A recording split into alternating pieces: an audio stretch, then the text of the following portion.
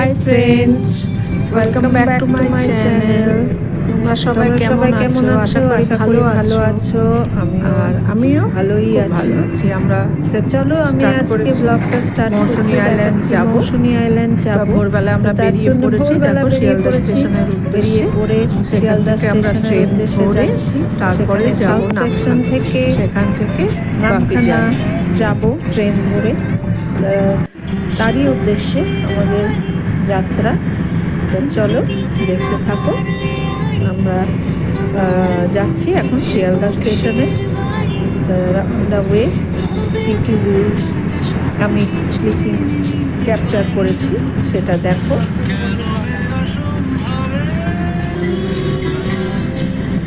দেখো ভোরের কি পরিবেশ, প্রচণ্ড কুয়াশা ছিল। তো এবার আমরা ট্রেনে উঠে পড়েছি, এই নামখানা যাব।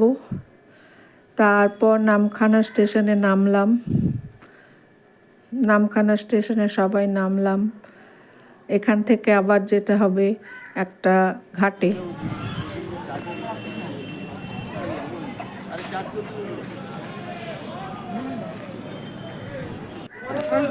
এই যে আমরা এখন টোটোয় উঠছি নামখানা স্টেশন থেকে। সেখানে ঠিক টোটোতে উঠে আমরা যাব হুজ্জুতি ঘাট। হ্যাঁ, হুজ্জুতি ঘাটে যাব। হুজ্জুতি ঘাটে গিয়ে সেখান থেকে ভেসেল পেরোতে হবে। ভেসেল পেরিয়ে তারপরে আবার টোটো ধরতে হবে।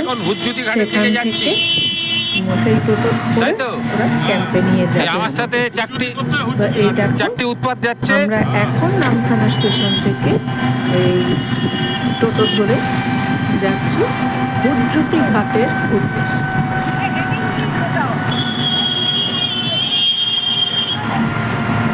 সত্যি খুব সুন্দর রাস্তা। এখানে একটা ব্রিজে আমরা উঠলাম। এই ব্রিজের নিচে আছে চিনাই নদী, যে নদীটা আমরাও পার হব।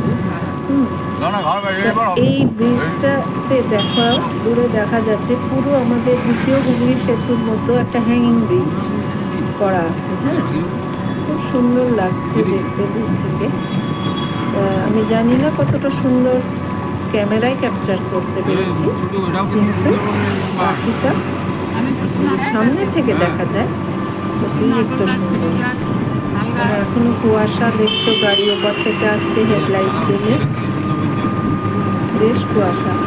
আমরা 7:14 ট্রেন ধরেছিলাম শিয়ালদা থেকে, আর ঠিক 9:45 এসে পৌঁছালাম নামখানা।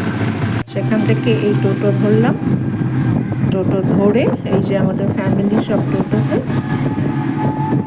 এইখানে টোটো ধরে আমরা এখন চলেছি হুজ্জুতি ঘাটের উদ্দেশ্যে। হ্যাঁ, রাস্তা দেখো কি সুন্দর, অতি মনোময় গ্রাম্য রাস্তা। দুদিকে সারি দিয়ে গাছ, মধ্যে স্মুথ রাস্তাটা অতিরিক্ত সুন্দর লাগছিল দেখতে, তাই ক্যামেরা বন্দি করলাম। আশা করি তোমাদের যতটুকু ভালো পেরেছি ক্যাপচার করে দেখাতে পারছি।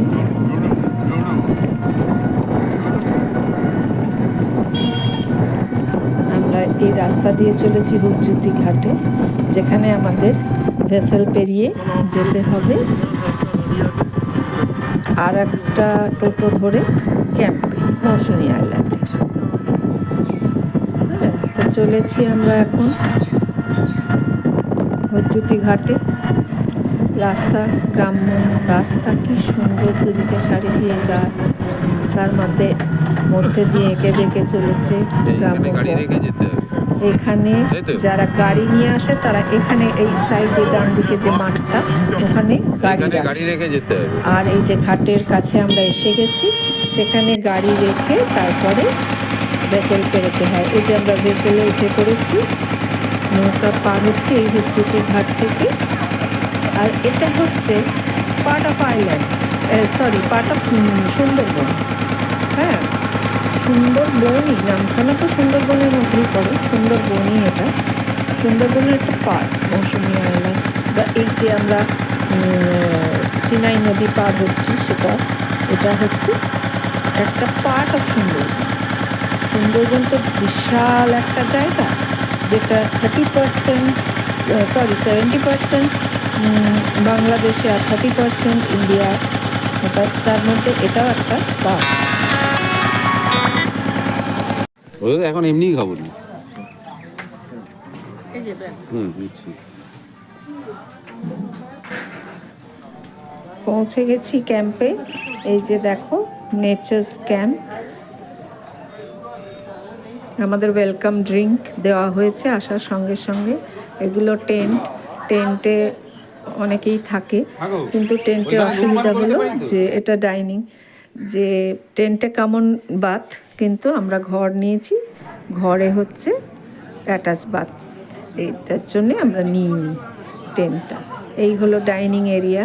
দেখো এখান দিয়ে মধ্যে দিয়ে রাস্তা চলে গেছে, এই রাস্তা দিয়ে গিয়ে বিচ। এটা ডাইনিং এরিয়া, এইদিকে সবাই বসে আছে। এটা ডাইনিং এরিয়া। এই যে আমরা মধ্যে রাস্তা দিয়ে যাচ্ছি, গিয়ে এইখানে আমাদের ফ্রেশ হলো না, সমুদ্রের কাছে আমরা এসেছি, কিন্তু আমরা এখন পৌঁছেছি বাজে 12টা, কিন্তু ফ্রেশ হয়ে সব চলে এসেছি।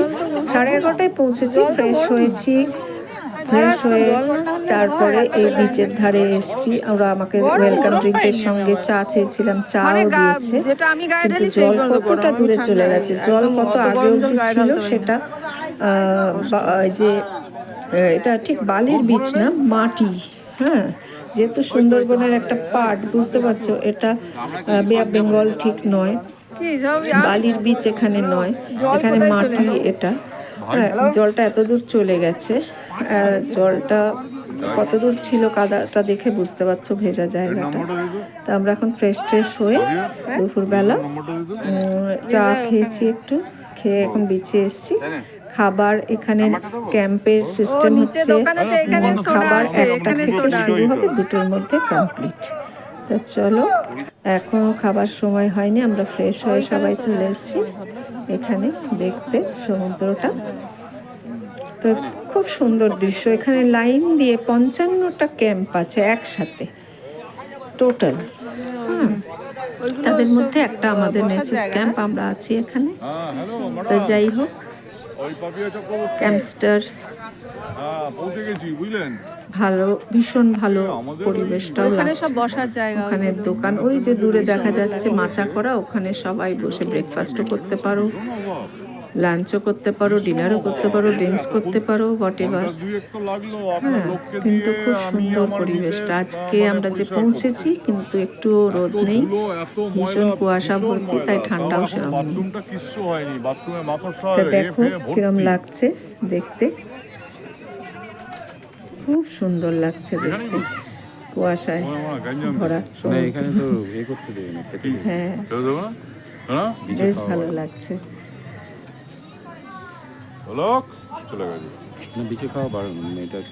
এই আমাদের ফ্যামিলির সব লোক নিয়ে আমরা এখন একটু বিচের ধারে ঘুরছি। খুব সুন্দর মনোময় পরিবেশ, 2-1টা চায়ের স্টল এসবই আছে, দোকান। ফুচকা রাত্রিরে আসবে বললো, তুই যে চায়ের দোকান, এখানেও আবার একটু চা খাওয়া হচ্ছে, খিদেও পেয়েছিল। সকালে ট্রেনেই যা ব্রেকফাস্ট করা হয়েছে, তারপরে এই দেখো ওখানে ক্যারাম খেলা হচ্ছে, বিচ ক্যারাম। সেখানে আমাদের ফ্যামিলির লোকরা যোগদান করেছে খেলতে। হ্যাঁ, তা সেই ভালো মজা লাগছিল দেখতে, ওরা খেলছে। তারপরে দুপুরের লাঞ্চ শেষে একটু রেস্ট নিয়ে এই দেখো সন্ধ্যেবেলা আবার চায়ের সঙ্গে ওরা স্ন্যাক্স দিয়েছে, ভেজিটেবল পকোড়া। তারপরে যে বারবিকিউ হবে তার জন্য আগে ওরা বনফায়ার করছে, এই বনফায়ার হয়ে যাওয়ার পর তারপরে ওরা বারবিকিউটা এর ওপরে চাপাবে। বারবিকিউটা কিন্তু কোনো প্যাকেজের মধ্যে নয়, বারবিকিউটা তোমরা যদি নিতে চাও তাহলে সেটা আলাদা 500 রুপিস লাগবে। আর এখানে প্যাকেজ সিস্টেম হচ্ছে 1200 টাকা রুমে, আর 800 টাকা, 850 টাকা টেন্টে। ঠিক আছে। হ্যাঁ, উইথ 4 বেলার ফুড, লাঞ্চ, ব্রেকফাস্ট, লাঞ্চ, বিকেলে স্ন্যাক্স, আবার ডিনার। বা তোমরা দেখতে পাচ্ছ এখানে বারবিকিউ দেখালাম হচ্ছে। বনফায়ারটা যখন হয়ে গেল তারপরে বারবিকিউ হচ্ছে। আর এই দেখো কি সুন্দর লাগছে সন্ধেবেলা, আলো চারিদিকে, এখানে ডিজে চলছে সন্ধে 5টা থেকে। এই আমাদের ব্যাম্বু কটেজ, এই বারবিকিউ হচ্ছে। যারা যারা বলেছ, মানে বলা হয়েছে বারবিকিউ করে দেবে তাদেরকে। তারপরে ওখানে বারবিকিউ হচ্ছে, আমরা ততক্ষণে একটু এখানে এলাম বিচে, সন্ধ্যের বিচটা তোমাদের দেখাবো বলে। দেখো একসঙ্গে এখানে লাইন দিয়ে যদি না আসো বুঝতে পারবে না, 55টা ক্যাম্পের একসঙ্গে আলো চলে। এক একটা ক্যাম্প জুড়ে প্রচুর জায়গা নিয়ে করা, তা পুরো বিচটাই মোটামুটি আলোময় হয়ে থাকে, এক্সট্রা কোনো আলো এখানে লাগে না। তা হোক, এখন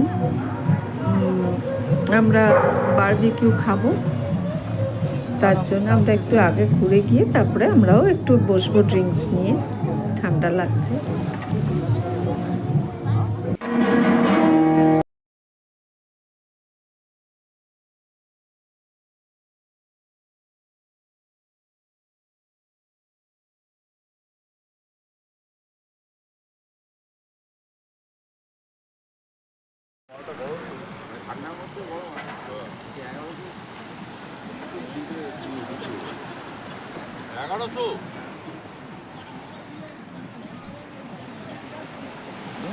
ভালোই লাগছে সকালবেলা এখানে বসে চা খাওয়া। এখানে হয়তো স্নান করা যাবে না, কিন্তু এখানে ক্যামেরা কতটা আসছে বোঝাতে পারছি না। দুটো জায়গা, মাঝ সমুদ্রের রং আর সামনের সমুদ্রের রং পুরো ডিফারেন্ট। রংটা হচ্ছে মাঝ সমুদ্রে নীল, স্কাই ব্লু আর কি, নীল, আর এটি সামনের দিকে ঘোলা, এটা বোঝা যাচ্ছে। এদিকের কোনায় গঙ্গাসাগর, এদিকে জম্মুদ্বীপ, আর সবটাই সুন্দর একটা দৃশ্য সকালে।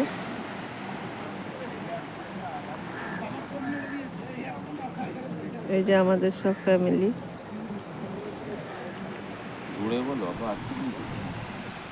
ভালো লাগছে।